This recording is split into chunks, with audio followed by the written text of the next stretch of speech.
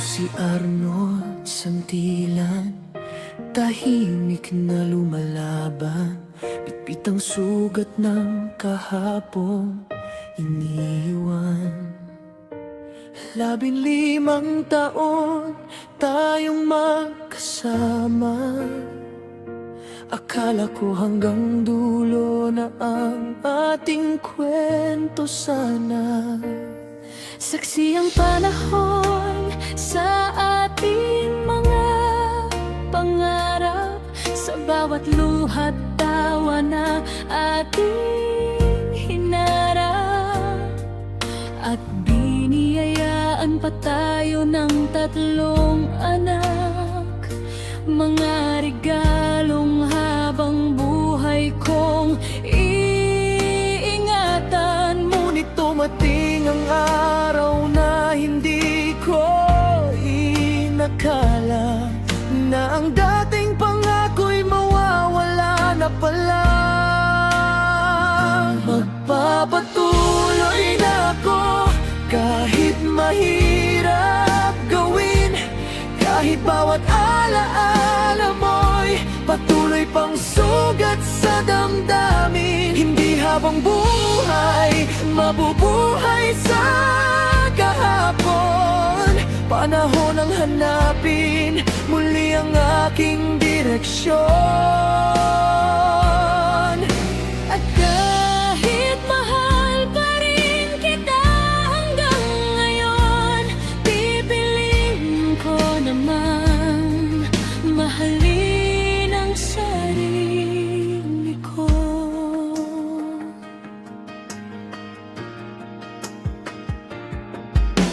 Rona Grace, hindi madaling tanggapin na may ibang landas ka nang pinili. Ngunit sa bawat araw na ako'y bumabangon, mas iniisip ko ang kinabukasan ng ating mga anak ngayon. Darating ang araw na mawawala rin ang sakit, at ang mga luha ko'y hindi na babalik. Hindi dahil nakalimutan na kita, kundi dahil natutunan kong mabuhay nang wala ka. Papatuloy na ako kahit mabagal ang paghilom, kahit minsan ang puso ko'y tila ayaw pang sumunod. Si Arnold Santillan ay muling babangon para sa sarili at sa 3 anak na minamahal noon at ngayon. Nagbalang araw kapag ngumiti akong muli, alam kong natagpuan ko na rin ang aking kapayapaan. Ako si Arnold Santillan, 15 taon kitang minahal. Rona Grace, hindi naging perpekto ang pagsasama natin, pero totoo ang pagmamahal ko sa'yo.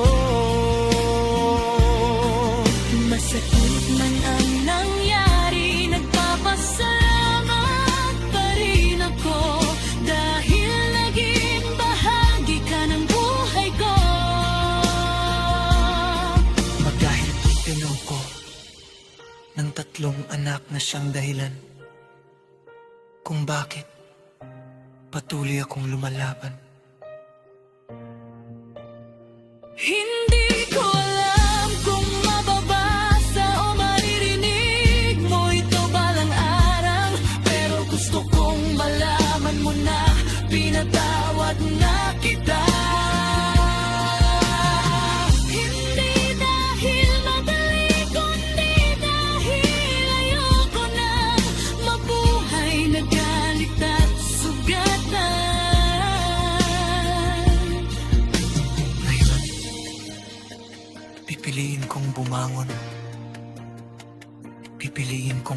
mabuting ama. At kahit hindi na tayo ang magkasama, sa dulo ng kwento, dadalhin ko ang mga alaala natin ng may respeto at pasasalamat. Paalam.